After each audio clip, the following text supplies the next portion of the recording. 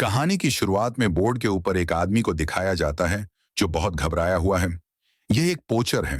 पोचर उन्हें कहा जाता है जो गैर कानूनी तरीकों से जानवरों का शिकार करते हैं। इस पोचर की तरफ एक अनजान चीज बढ़ रही होती है, जिससे डर कर यह बोट के पोल के ऊपर चढ़ जाता है। और इससे पहले कि वह अनजान क्रिएचर इस पर हमला करता, यह खुद को गोली मार देता है। वहीं दूसरी तरफ एक बोट को दिखाया जाता है जिसमें 7 लोग लगातार जंगलों की तरफ बढ़ रहे होते हैं। ये लोग यहाँ पर रहने वाले आदिवासियों के ऊपर एक डॉक्यूमेंट्री बनाना चाहते हैं। इन आदिवासियों को कहा जाता है श्री समस। अब जब ये लगातार आगे बढ़ रहे होते हैं, तभी बहुत तेज बारिश शुरू हो जाती है। और तभी ये देखते हैं कि वहां पर एक आदमी इनसे मदद के लिए इन्हें आवाज लगा रहा है। वो कहता है कि मेरी बोट झाड़ियों में फंस गई है। ये उस आदमी को अपनी बोट पर ले आते हैं। इस आदमी का नाम पॉल होता है।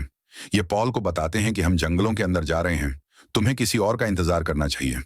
पॉल कहता है कि अंदर मैं कुछ गांव वालों को जानता हूं, मैं उन्हें यहां पर बुलाकर अपनी बोट रिपेयर करवा लूंगा। बारिश खत्म होने के बाद पॉल इन्हें बताता है कि पहले वह चर्च में पादी था, पर अब वो इन घने जंगलों में चिड़िया घरों के लिए और दूसरे लोगों के लिए जानवरों को पकड़ता है। यहाँ पर प्रोफेसर स्टीव, जो कि एक एंथ्रोपोलॉजी है, वो पॉल को बताते हैं कि हम यहाँ पर रहने वाले आदिवासी, जिन्हें श्री समस कहा जाता है, उन पर डॉक्यूमेंट्री बनाने के लिए आए हैं। पॉल कहता है कि मैं उनसे मिल चुका हूं, उन्हें ढूंढना इतना आसान नहीं है, पर मैं इसमें तुम्हारी मदद कर सकता हूं। अब इसी सफर में आगे बढ़ पड़ते हुए इन्हें एनाकोंडा की एक मूर्ति दिखती है जो एक आदमी को निगल रहा होता है। पॉल इन्हें बताता है कि श्री श्यामा आदिवासी एनाकोंडा को अपना देवता मानते हैं। उनका मानना है कि एनाकोंडा उनकी रक्षा करता है।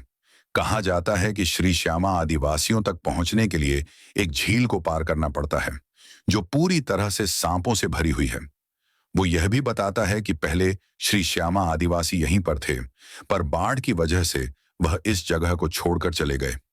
पॉल इन्हें बताना चाहता है कि हमें किस तरफ जाना चाहिए, पर प्रोफेसर स्टीव उसकी बात नहीं मानता थे। वो कहते हैं कि हमें ऊंचे इलाके की तरफ जाना चाहिए। यहाँ पर पानी भरा है, इसका मतलब आदिवासी अपनी जान बचाने के लिए ऊंचे इलाकों की तरफ गए होंगे। इस बात से पॉल को गुस्सा आता है और वह कहता है कि मैं अगले पड़ाव पर उतर जाऊंगा। रात को जब इनकी बोट एक जगह पर रुकी होती है, तो इन्हीं में से एक कपल, जिनका नाम गैरी और डेनिस है, वो जंगल में जंगल की आवाजों को रिकॉर्ड करने के लिए निकल पड़ते हैं। पर तभी वो देखते हैं कि उनकी तरफ कुछ आ रहा है। वो दोनों भागना शुरू कर देते हैं और कुछ ही दूर पर पॉल इनके सामने खड़ा होता है जो इनकी तरफ गोली चलाता है। गोली की आवाज सुनकर बोट में सब डर जाते हैं और जब वो बाहर आते हैं तो वो देखते हैं कि पॉल के हाथ में जंगली सुअर है जिसे उसने गोली से मारा होता है। उसके साथ गैरी और डेनिस भी होते हैं। पॉल, जो पिछले पड़ाव पर उतर गया था, अब एक बार फिर से वो इन्हीं की बोट में आ चुका है। अगली सुबह जब ये नदी से होते हुए आगे बढ़ते हैं तो इनके सामने बहुत सारे सूखे पेड़ आते हैं, जिस वजह से इनकी बोट की रस्सी नीचे कहीं फंस जाती है। प्रोफेसर स्टीवन रस्सी को छुड़ाने के लिए नीचे जाते हैं और जब वो ऐसा कर रहे होते हैं तो उनके ऑक्सीजन रेगुलेटर के अंदर से कोई कीड़ा उनके गले के अंदर चला जाता है, जिससे उन्हें सांस लेने में तकलीफ होने लगती है। स्टीवन को किसी तरह से बोट के ऊपर लाते हैं और वह देखते हैं कि उनके मुंह के अंदर एक कीड़ा है। वो कीड़ा तो निकाल लेते हैं, लेकिन सूजन की वजह से अभी भी वह सांस नहीं ले पा रहे होते। इसीलिए पॉल उसके गले में चीरा लगाकर एक पाइप डाल देता है, जिससे उसकी सांस वापस आ जाती है। लेकिन अब इन्हें स्टीवन को जल्द से जल्द हॉस्पिटल ले जाना होगा, इसीलिए वापस जाना चाहते हैं। पॉल इन्हें कहता है कि हमें उसी रास्ते से जाना चाहिए जिस रास्ते से मैं कल जाने के लिए कहा था, क्योंकि वो एक शॉर्टकट है। अब ना चाहते हुए भी इन सबको पॉल की बात माननी पड़ती है और जब ये सब उस रास्ते में आगे बढ़ते हैं तो यह देखते हैं कि वह रास्ता आगे लकड़ियों से पूरी तरह से बंद है। पॉल के पास डायनामाइट भी होता है। वो कहता है कि हमें इस रास्ते को उड़ाना होगा, पर दूसरे लोग ऐसा नहीं करना चाहते। वो कहते हैं कि अगर रास्ता बंद किया है तो किसी वजह से किया होगा। पॉल कहता है कि अगर हम दूसरे रास्ते से वापस गए तो हमें 2 दिन और ज्यादा लगेंगे। इसीलिए सबको पॉल की बात एक एक बार फिर से माननी पड़ती है। ये उस लकड़ी के बांध को डायनामाइट से उड़ा देते हैं और जैसे ही ब्लास्ट होता है, चारों तरफ सांप बिखर जाते हैं। साथ ही इनकी बोट में जो पेट्रोल के टैंक्स होते हैं वो भी पानी में गिर जाते हैं।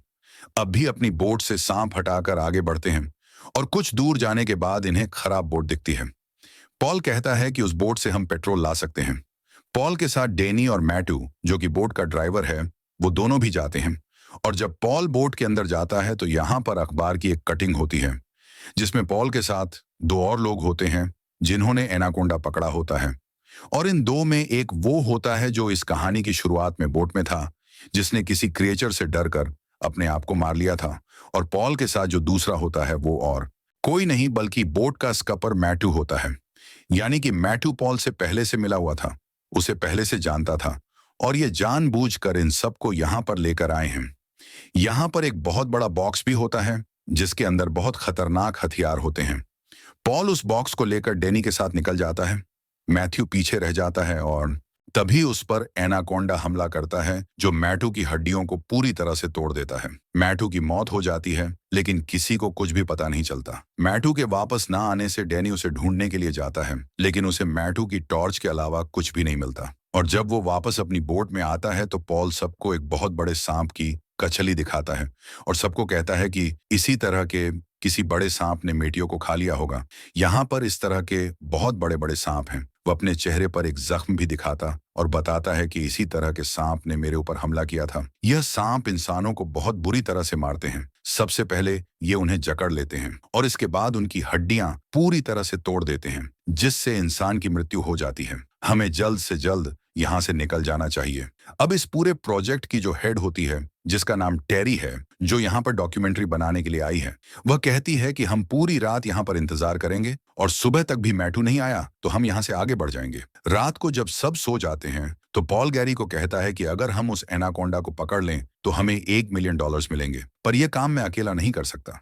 अगली सुबह दिखाया जाता है कि मैटू के ना आने पर ये यहाँ से आगे बढ़ जाते हैं और तभी पॉल एक बंदर का शिकार करता है और सबसे कहता है कि यह एनाकोंडा के लिए चारा है। ये देखकर टेरी को गुस्सा आता है। वो उसे कहती है कि मेरी बोट पर यह सब कुछ नहीं चलेगा। पर अब गैरी भी पैसों की लालच की वजह से पॉल के साथ मिल चुका होता है। वो सबको कहता है कि हमारा एक साथी जख्मी है। जिस काम के लिए, जिस डॉक्यूमेंट्री को बनाने के लिए हम यहाँ पर आए थे, अब हम वो नहीं बना सकते। क्यों ना हम पॉल की एनाकोंडा पकड़ने में मदद करें, ताकि जब वो एनाकोंडा पकड़े तो हम उसे रिकॉर्ड कर लें और इसके बदले वो हमें यहाँ से बाहर भी निकाल देगा, क्योंकि अब ये सब के सब अजन के बीच जंगलों में फंस चुके हैं और पॉल के अलावा किसी को भी यहाँ से बाहर निकलने का रास्ता नहीं पता। ये बंदर को चारा बनाकर पानी में डाल देते हैं। रात को एनाकोंडा इनके कांटे में फंस जाता है और बहुत जल्दी वह अपने आप को छुड़ा लेता है। एनाकोंडा अब पूरी तरह से गुस्से में है, इसीलिए वो इनकी बोट पर आ जाता है और जब वो डेरी पर हमला करने वाला होता है तभी पॉल उसे बेहोशी का इंजेक्शन लगा देता है, लेकिन एनाकोंडा बेहोश नहीं होता। बोट में चारों तरफ भगदड़ होती है, जिस वजह से डेनिस पानी में गिर जाती है।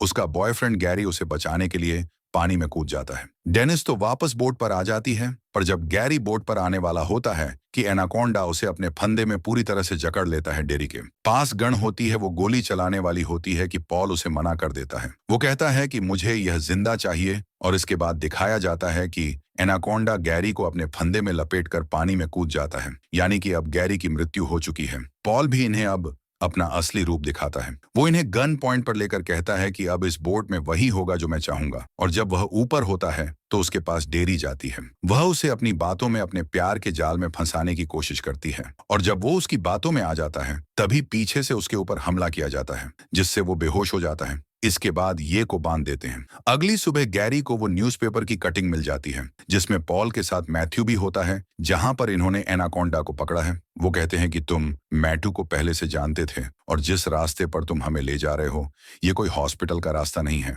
पॉल कहता है कि अगर तुम सबको जिंदा रहना है तो तुम्हें मेरी मदद लेनी पड़ेगी।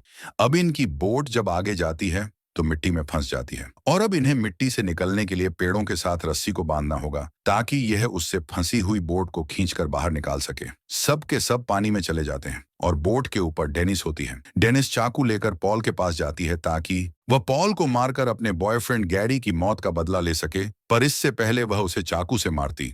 पॉल उसे अपने पैरों में फंसाकर मार देता है और उसकी बॉडी को पानी में फेंक देता है।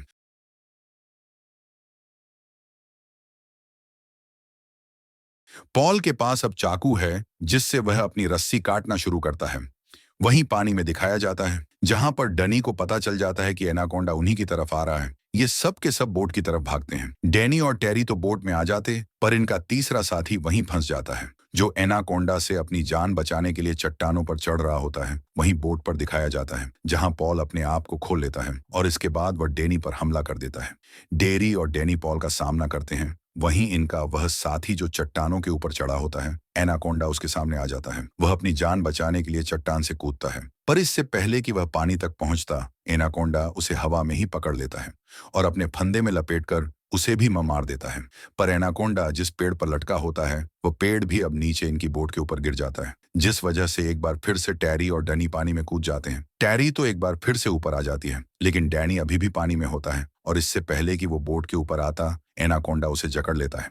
पर तभी टैरी गन से उस पर कई फायर करती है, जिससे एनाकोंडा मर जाता है और अब डैनी को वो ऊपर खींचने वाली होती है कि पीछे से पॉल आकर उसे गिरा देता है। पॉल उसकी गन छीन लेता है और उससे कहता है कि तुमने मेरे $1 मिलियन के सांप को मार दिया।